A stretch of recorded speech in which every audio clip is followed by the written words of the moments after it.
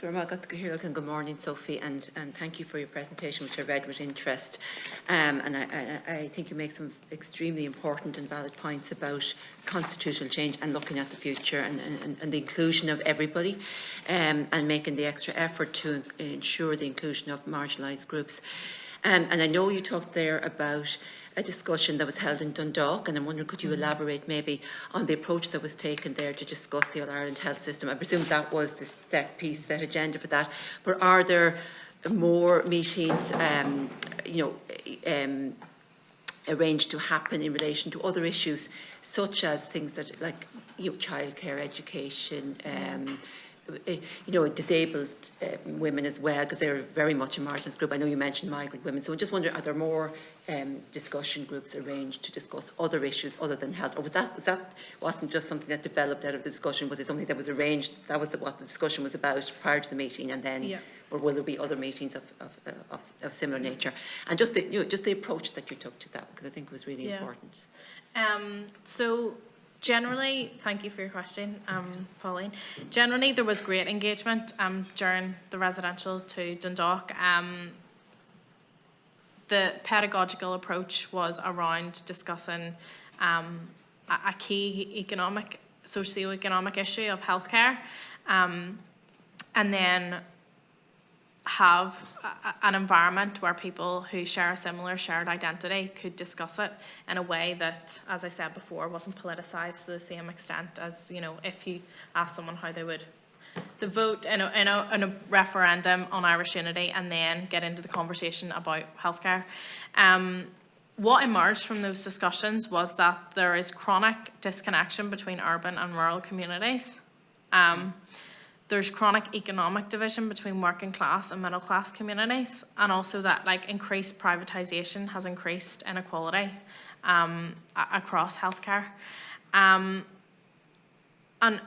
one woman spoke of her social life, and she said that our friendship groups are turning into health services. Those groups are not the place for that. And I thought that illuminated to me just how much attention that we need to pay to providing LGBTQIA plus women with services, or else we could see, friendship groups, spaces which are meant for, fun and socialising, and yes, talking about difficult issues, but if those friendship groups are becoming peer support groups all the time, and become a space wherein they're essentially acting as a form of healthcare, we are locking women out of public opportunity as well within those spaces. And women told us that there was an issue of access within the healthcare system, and there was also need for policy reform within the healthcare system to reflect their intersectional identities. And I think that's really important to mention.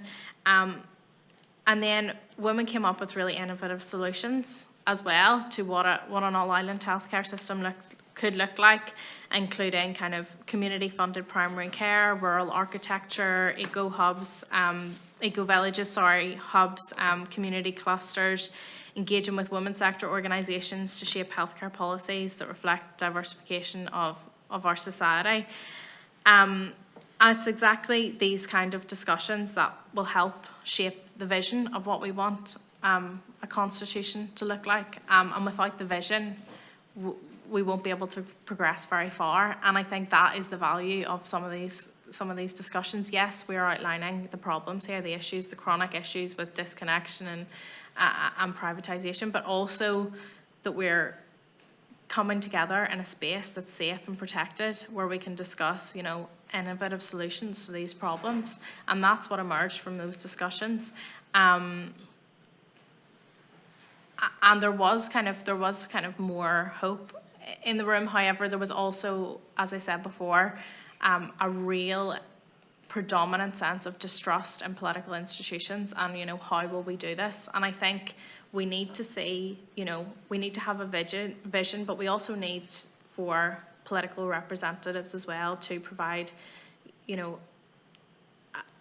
a kind of more substantive change, what that would look like, and then we need to be able to give our own views on that as well. So we need to be able to have a vision ourselves, but we also need, you know, the buy-in from political parties and institutions to tell us what that would look like in practice, is really important as well. In terms of having more discussions around these issues, as far as I know, the project is running out of funding, so we hope that will be the case, that we will be able to in the future, but yeah, I can't say for sure at the minute because the project is not being refunded as of yet.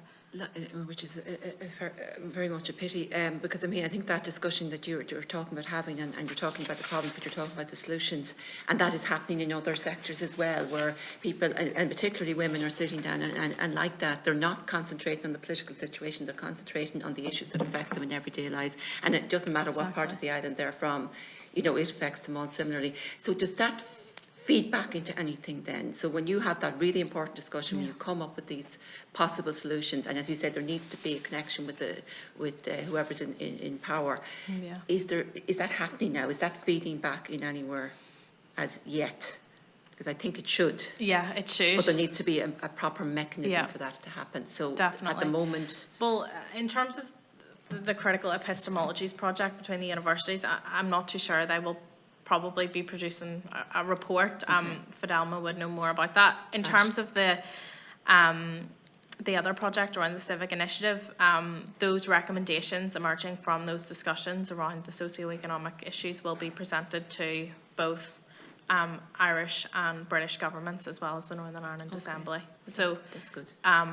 We should probably say the third stage of that process is around a kind of citizens forum where 100 participants will be randomly selected to take part in I think it's residential across 2 weekends maybe, and they will be paid for their time as well. And I think that's really important to mention, that there should be no barriers to anyone accessing that space.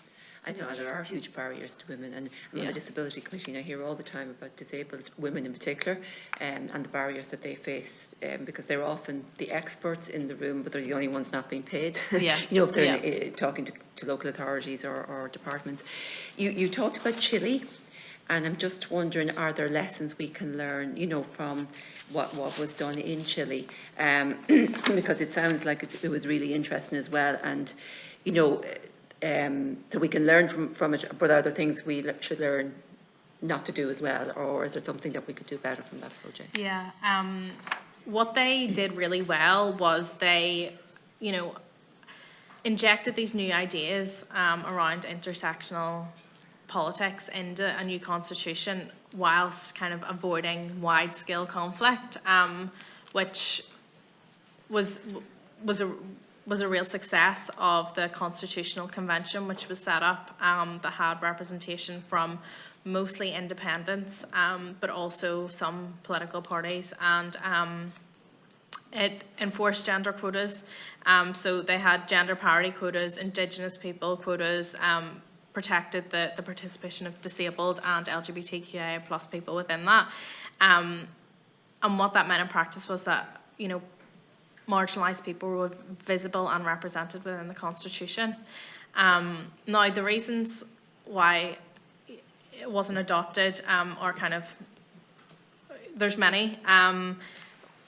Some people have outlined that, you know, there was a very tense, you know, economic and social relationships that developed, and also a fiscal climate that was particularly challenging, which we know when that happens kind of interrupts people's and pushes back on people's willingness for change, really.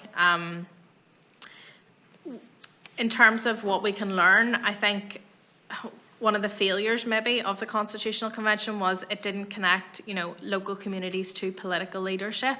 So whilst there was grassroots organisations and, you know, very much local organisations represented within this Constitutional Convention, political parties were kind of left out of the discussions, and we can't let the same process happen here, and we need political parties to be engaged in those discussions too.